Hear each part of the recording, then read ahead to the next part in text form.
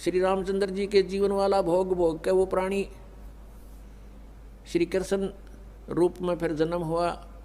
सारा जीवन दुखी रहा श्री कृष्ण, सारा जीवन जेल में जन्म हुआ, माता पिता कैद में, कभी मामा शत्रु हो गया, कभी पूतना मारने जा रही है, कभी केसी, कभी तानौर शत्रु हो गया, कभी जरासेंग लड़ने को आ रहा है, कभी शिशुपाल से युद्ध हो रहा है, कवासुनी हो रही है, और कभी फिर काल्यवन आ रहा है।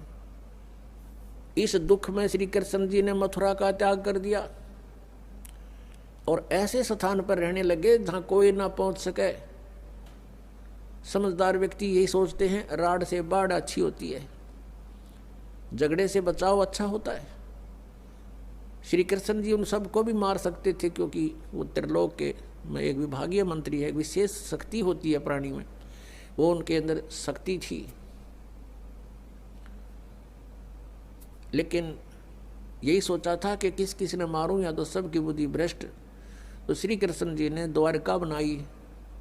समुद्र के बीच में एक टापू था जिसका केवल एक गेट था, द्वारिका, एक द्वार की नगरी। और ये सोच करके वहाँ यदि इतनी दूर पहले तो कोई आवेगा नहीं, ऐसे स्थान पर जा रहे हम और वहाँ कोई आवेगा युद्ध करने तो हम एक ही तरफ से उसका सामना कर सकते हैं, इसलिए एक गेट था उसका और बाकी 3 समुद्र था 3 तरफ। तो वहाँ श्री कृष्ण जी चले गए, अपना अधिकतर सारा ही जीवन वहाँ व्यतीत किया। यहाँ तो ज़्यादा से ज़्यादा 18 साल के 20 वर्ष के तक यहाँ रहे थे द्वारका में, और बाकी फिर लगभग 200 वर्ष तक जिए थे श्री कृष्ण जी, और बाकी का समय द्वारका में व्यतीत किया था उन्होंने। तो अब ये जो लोग अनजान संत ऋषि, ये गुरु नकली हमें भ्रमित करते हैं कि द्वारका का उस गोवर्धन का की परिक्रमा करनी चाहिए और वृंदावन अवश्य जाना चाहिए, मथुरा में अवश्य जाना चाहिए, वहाँ हमारे भगवान ने लीला की है, उनके चरण कमल टिके हैं, वहाँ घूमा करते थे, स्नान किया करते थे। अरे श्री कृष्ण जी यहाँ तो 20 वर्ष रहे थे इस मथुरा में, बाकी 180 साल तो वहाँ रहे हैं द्वारका में, और वहाँ का नामो निशान मिट गया उस द्वारका को। इसलिए वहाँ खत्म की द्वारका, समुद्र में डूब गई श्री कृष्ण जी की मृत्यु के बाद, और यादों का विनाश हो गया था, आपस में लड़के मर गए थे, और जो बाकी शेष औरतें बची थी उनको अर्जुन ले आया था, सब खाली हो गई थी द्वारका। उसके बाद वो समुद्र ने डबो दी थी, अंदर चली गई। कारण यही था कि भगवान ने सोचा कि यहाँ आएंगे फिर ये धक्के खान द्वारका में इतनी दूर, इसलिए उसका नामो निशान मिटवा दिया था।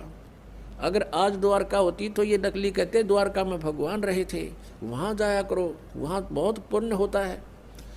उस द्वारका में तो सत्यानाश होया था, सारे यादव कटका मर गए थे वहाँ पर। आज भी जाते हैं वहाँ बहुत से श्रद्धालु।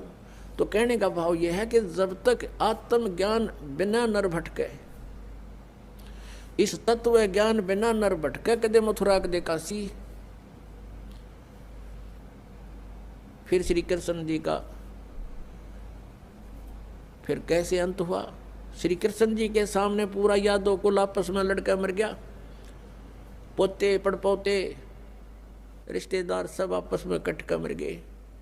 और वो सारा सांग देख कर, वो सारा अनर्थ देख कर जब श्री कृष्ण जी की मृत्यु हुई, एक परिवार के सामने एक आधे की मृत्यु हो जाती है, उसका कलेजा फट जाता है, रो रो कर पागल हो जाता है इंसान।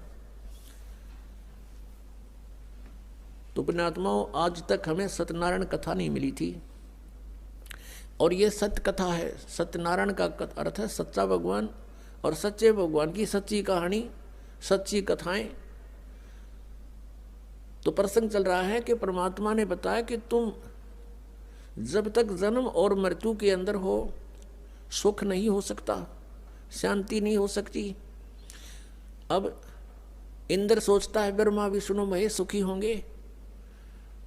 अब इन ब्रह्मा विष्णु महेश की आप देख रहे हो, श्री राम की, श्री विष्णु जी की, श्री कृष्ण जी की कैसे दुर्गति हुई।